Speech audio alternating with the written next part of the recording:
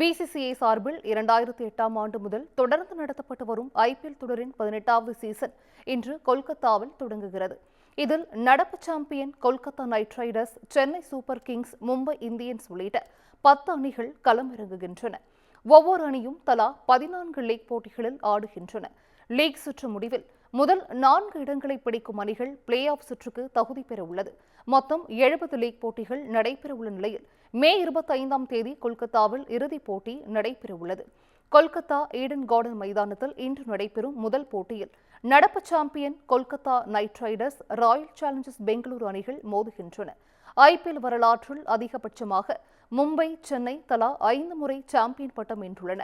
கொல்கத்தா 3 முறையும், சன்ரைசர்ஸ் 2, குஜராத், ராஜஸ்தான் தலா 1 முறையும் பட்டம் வென்றுள்ளன.